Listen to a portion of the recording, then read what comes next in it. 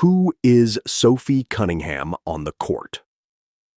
Before we go any further, let's actually talk about the player at the center of all this, because a lot of the arguments online treat her like she just showed up out of nowhere. She didn't. Cunningham has been a WNBA rotation player for years, known around the league as one of the toughest, most physical guards on any roster she's been on. She's not the player drawing up the offense or leading the team in scoring most nights, averaging right around 9 points and a couple of rebounds a game this season. What she brings instead is the exact kind of energy a locker room either has or doesn't have. Someone who shows up the same way whether the team is up 20 or down 20, who never looks rattled by the moment, and who is always the first one willing to get physical when a game turns chippy dot. That reputation isn't something a marketing team invented for her.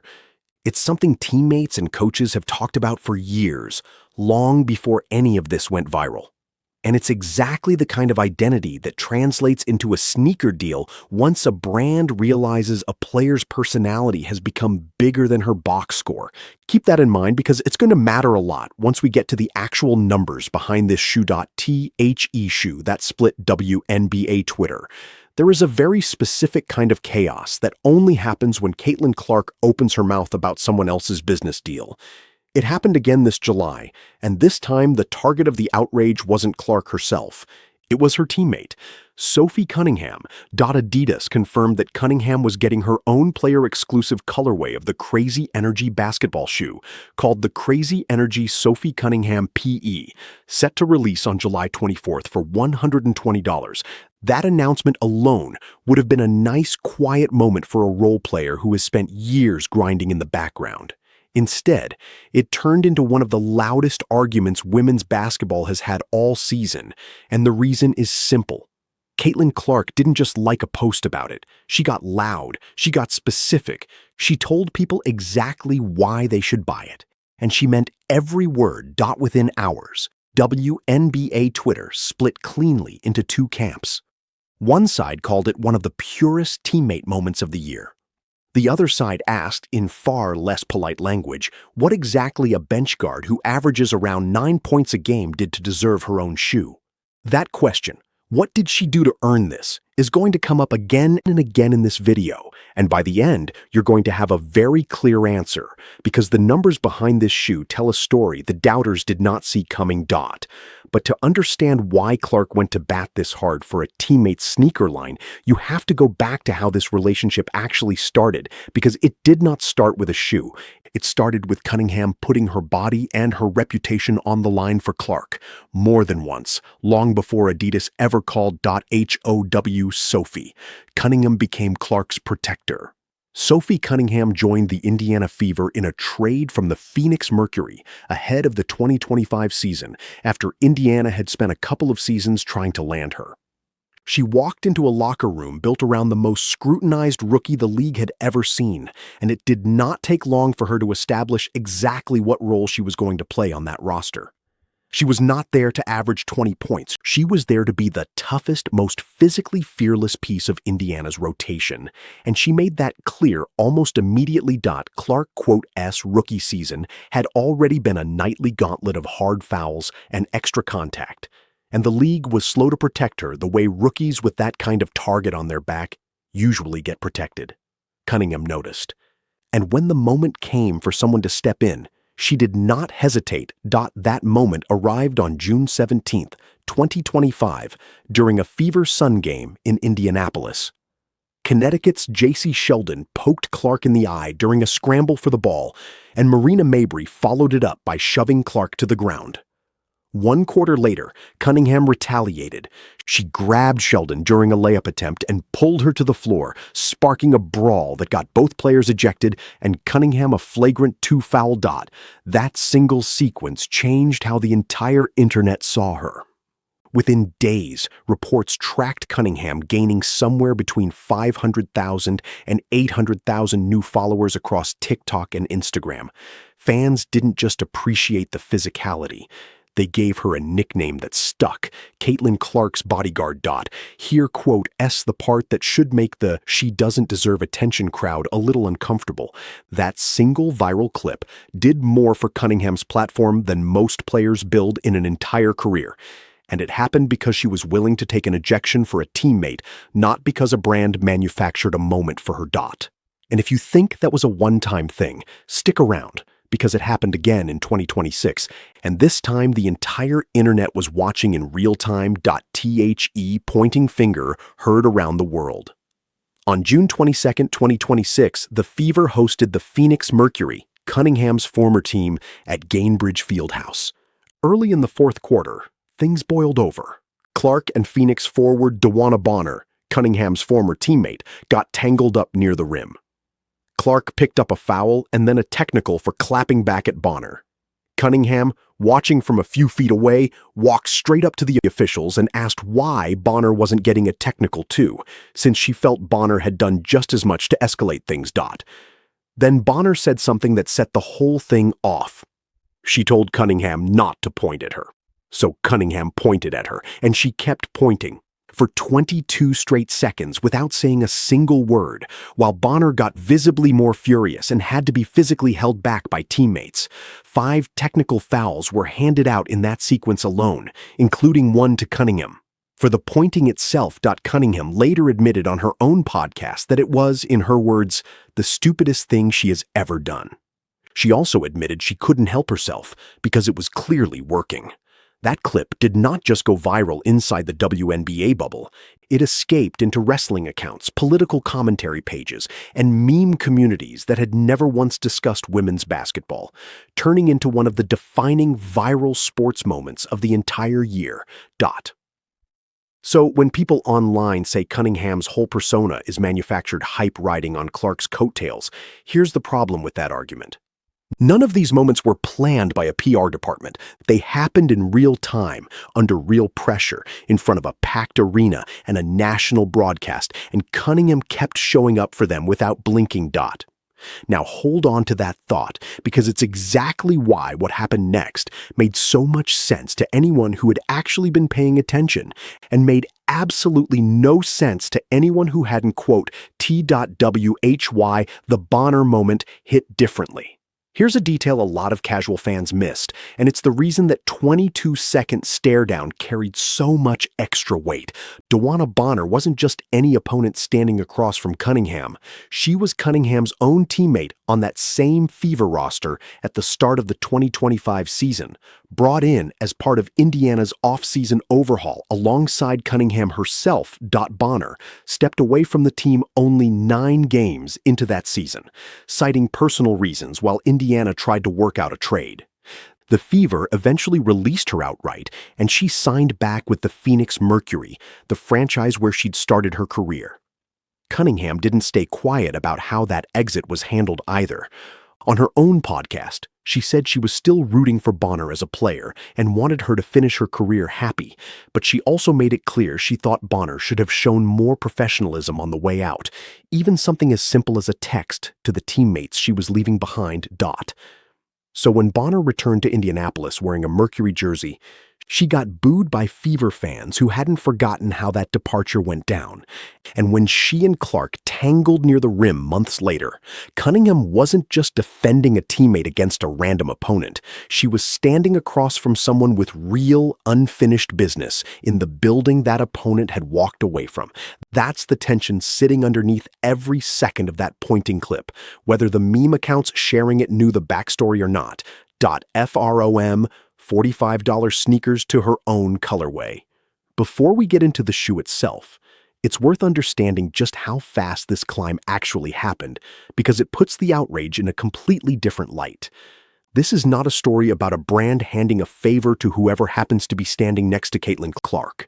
It's a story about a slow, unglamorous build that suddenly accelerated. Cunningham spent 6 seasons in Phoenix before the Fever finally landed her in a 4-team trade ahead of the 2025 season, after Indiana had reportedly been trying to acquire her for multiple years. She switched from Nike to Adidas back in 2022, years before any of this attention existed, and for most of that partnership, she was just another rotation player wearing whatever the brand handed her.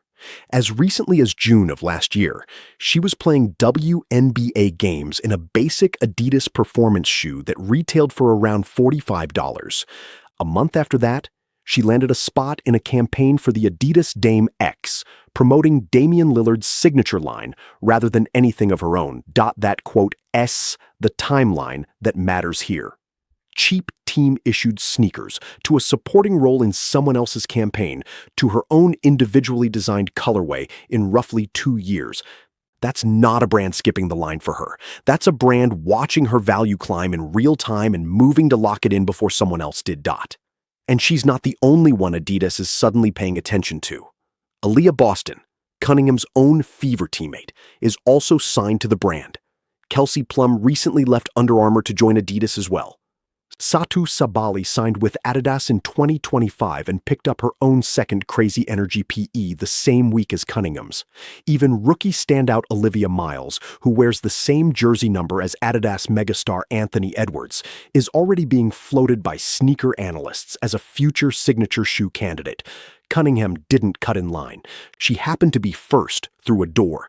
The entire brand is now walking through behind her. The shoe itself, Adidas, officially unveiled the Crazy Energy Sophie Cunningham PE in mid-July, and it dropped to the public on July 24th at adidas.com and select retailers for $120.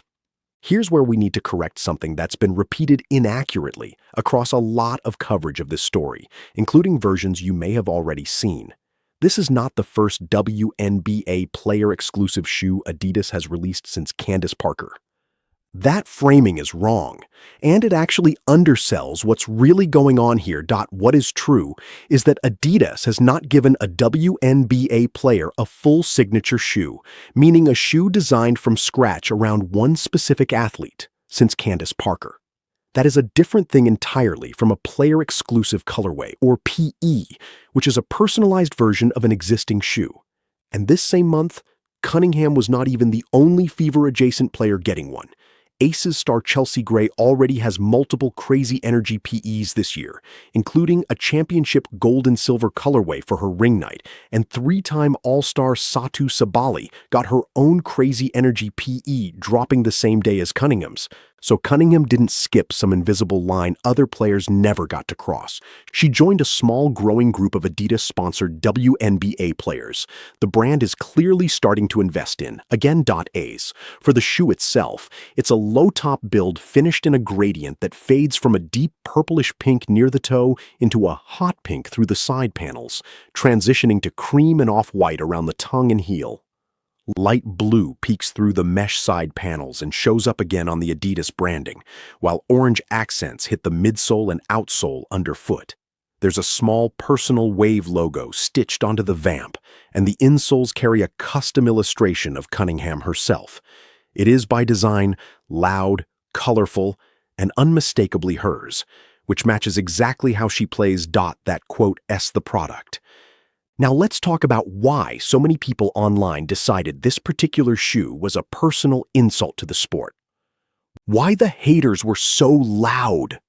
The backlash writes itself, and if you've spent any time in Wnba comment sections, you already know the script by heart. She's a role player. She's never averaged double digits for a full season. There are finals MVPs and Olympic gold medalists still waiting on a shoe deal. Why does she get one? Some of the anger genuinely came from basketball logic. One WNBA podcaster publicly questioned the decision, pointing directly at Kahleah Copper and Chelsea Gray, a finals MVP and an Olympic gold medalist respectively, and asking why players with resumes like theirs weren't getting this kind of individual spotlight first. That's a completely fair basketball conversation to have, and plenty of analysts raised the same point. But a lot of the loudest comments in the replies weren't really about stats at all. They were about visibility, about a role player pulling more attention than players with far longer resumes, and about who gets to be the face of a sneaker category in a league that is expanding faster than it ever has before. Here, quote, the thing the angriest commenters kept skipping over completely. Sneaker companies don't build player-exclusive lines purely around scoring average. They build them around cultural reach, the kind of reach that turns a basketball player into someone strangers recognize outside of basketball entirely. And on that measure, Cunningham wasn't just competitive. She was, for one specific stretch of 2025 and 2026, operating on a level almost none of her critics could touch. Before we get to those numbers, quick reminder to hit subscribe if you haven't yet, because the next section is the one that actually decided this whole argument, and you don't want to miss where this story ends up. Stick with me here. Because this next section is the part that actually ended the argument, whether the doubters wanted it to or not. The numbers nobody saw coming. At the end of 2025, Google released its Year in Search report, ranking the athletes with the biggest year-over-year spike in search interest across the entire United States. Sophie Cunningham landed at number 7. She was the only woman on that entire list, ahead of NFL rookies, ahead of a reigning undefeated boxing champion, and yes, ahead of Caitlin Clark, who had held that exact number 7 spot the year before. Google was explicit that this measures trending growth, not lifetime search volume, but the takeaway stands regardless.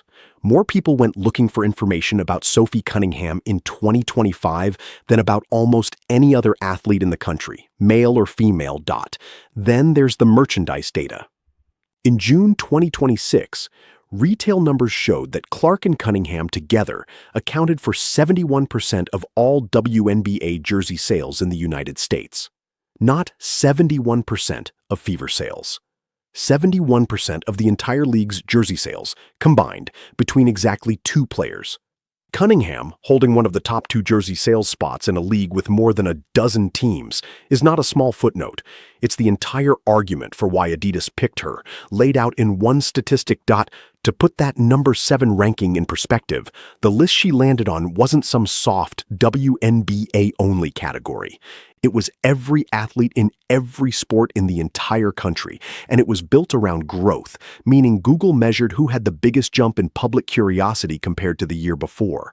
Ahead of her sat names like Shedeur Sanders, fresh off a historic NFL draft slide, and undefeated boxing champion Terrence Crawford.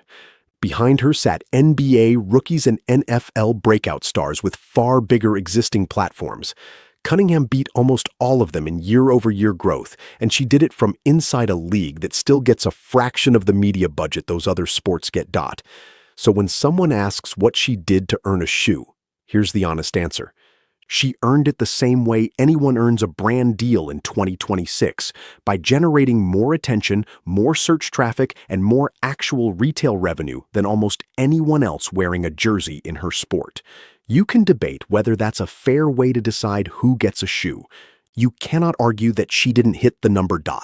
And once those numbers were public, there was really only one person left whose reaction actually mattered, and she wasn't shy about giving it. Why? This moment is bigger than one shoe step.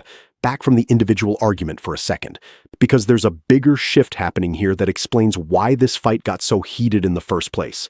Women's basketball is in the middle of a real, measurable commercial boom, and the entire sneaker industry is scrambling to figure out who the next faces of that boom are going to be. Nike already locked up Caitlin Clark, Sabrina Ionescu, and Aja Wilson with full signature shoes, and those releases have been selling out on their own.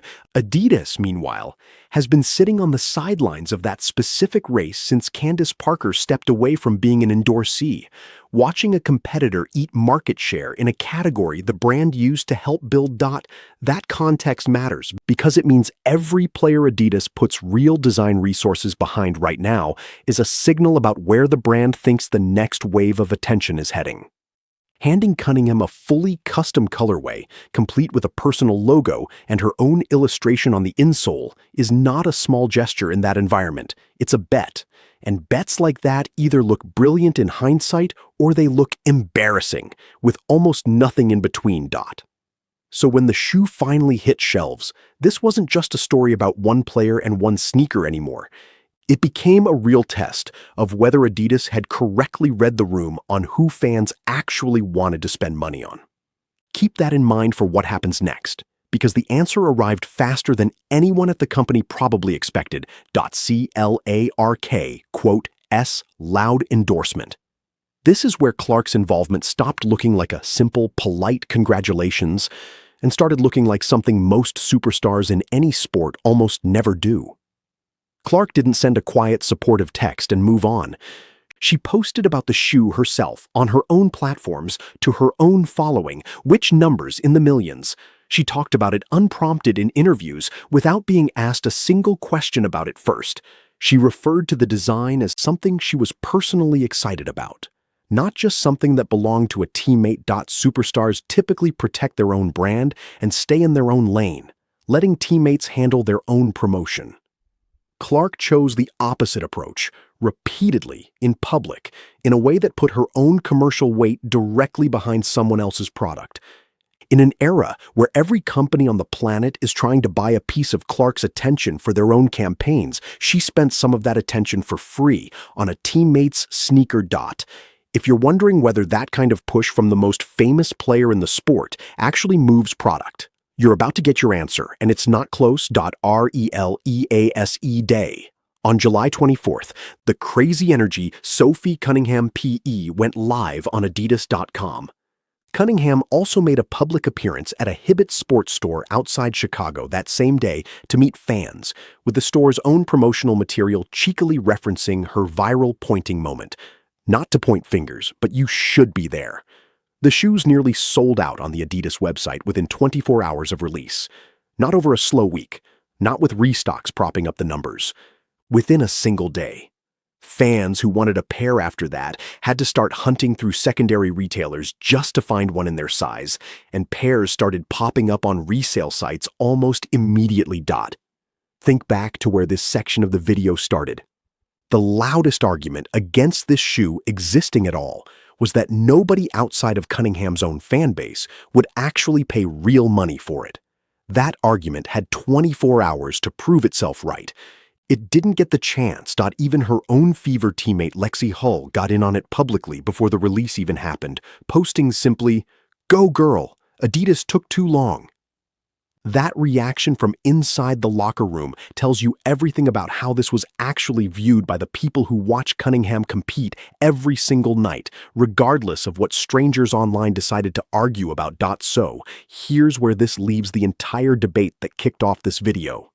The people insisting the shoe would flop, that nobody was buying an 8-point scorer's sneaker, that this was pure favoritism dressed up as marketing, watched it nearly sell out in under a day. The people who said Clark's endorsement wouldn't move a single unit watched her fan base show up anyway.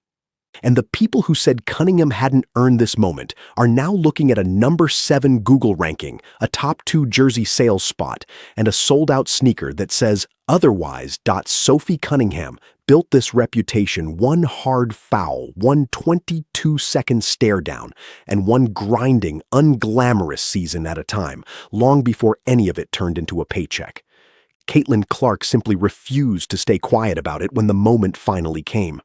Whether or not that sits well with everyone still arguing in the comments section, the sales numbers already decided who was right.